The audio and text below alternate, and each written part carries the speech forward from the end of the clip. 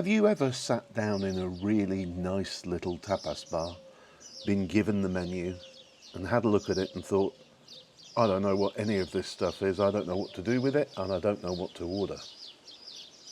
I think many of us have been in that position, so today's video is about giving you some key tapas dishes that you can order here in Lanzarote or anywhere else in Spain, and give you an understanding of what they consist of and what tastes you're likely to get from them, and portion sizes and all kinds of interesting stuff like that. So stay to the end because we've got cracking tapas dishes all the way through this video for you. But first let's talk about the origin of the word tapas. A tapa is a lid, and the word actually comes from the tradition in Spain of serving your beer with a lid on top of it, and onto the lid typically the bar would put a little tapa or a morsel. So you might have some olives, some peanuts, a little piece of tortilla espanola, perhaps a pincho of chicken, which is spicy chicken on a stick, all kinds of different things. Now the idea behind this was that it would encourage you to order another drink because you'll know that you're going to get another piece of tapas or another morsel of food with your second beer as well. But it was also about encouraging you to order from the menu. So for example, if you try that chicken pincho and think it's absolutely fabulous, you might order a racion or a full portion for the rest of the table to share.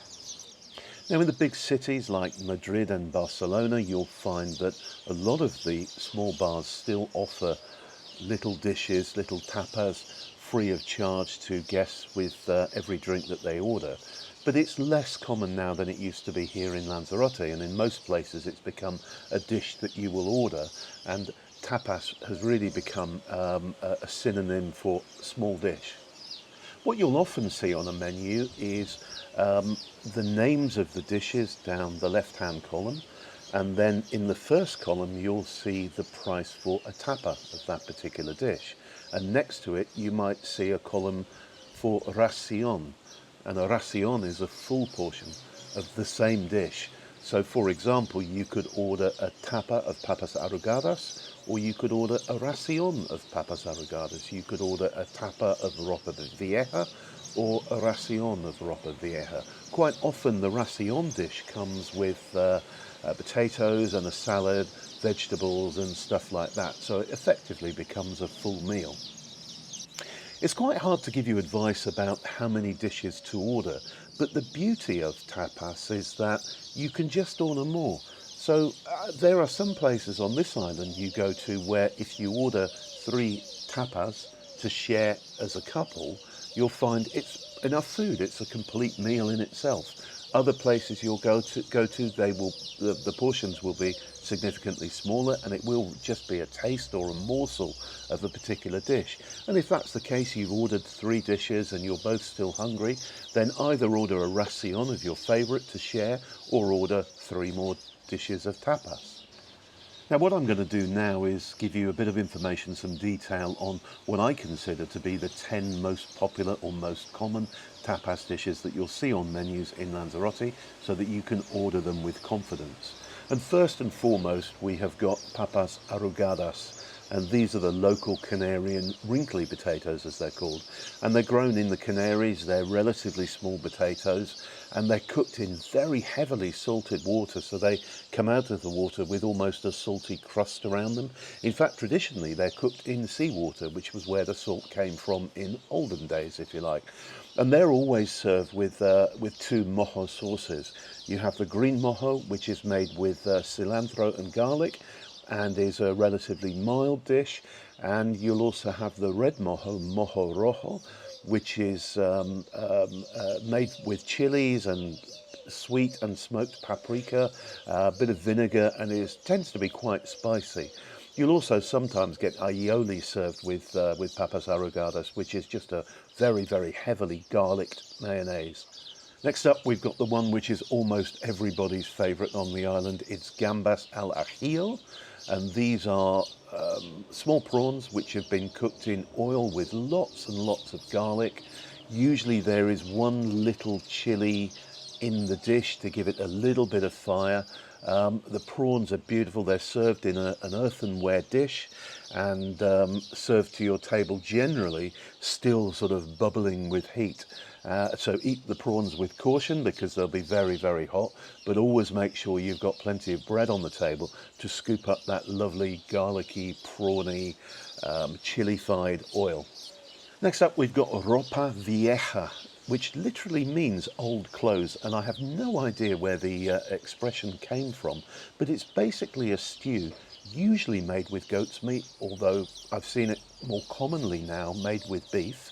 It's made also with chickpeas, smoked paprika, and sometimes chorizo sausage as a thickener, sometimes some carrots, but it's basically a wholesome, very filling stew because the chickpeas give it a real depth of carbohydrate to enjoy and fill you up.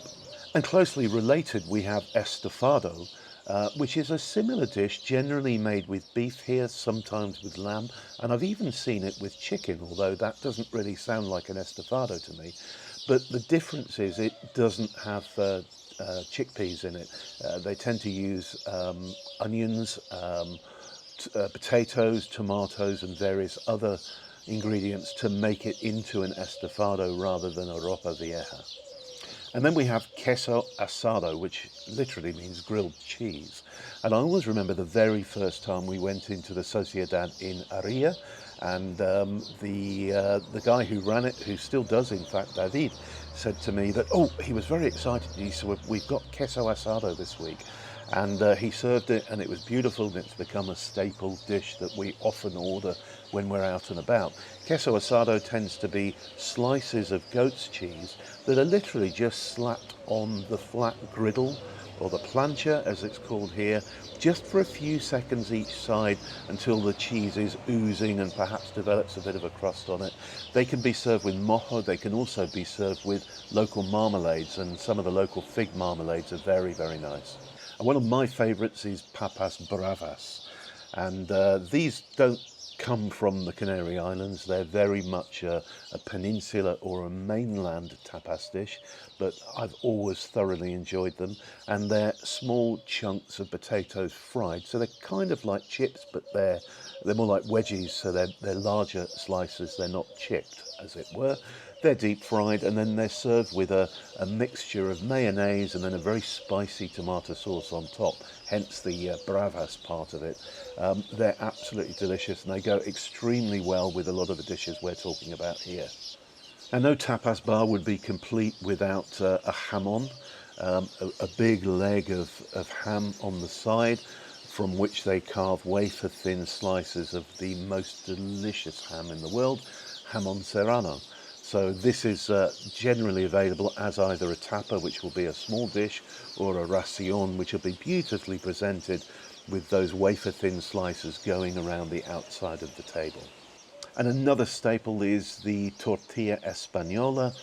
Tortilla is a kind of a set omelette with, in the middle of it, potatoes and onions and seasonings.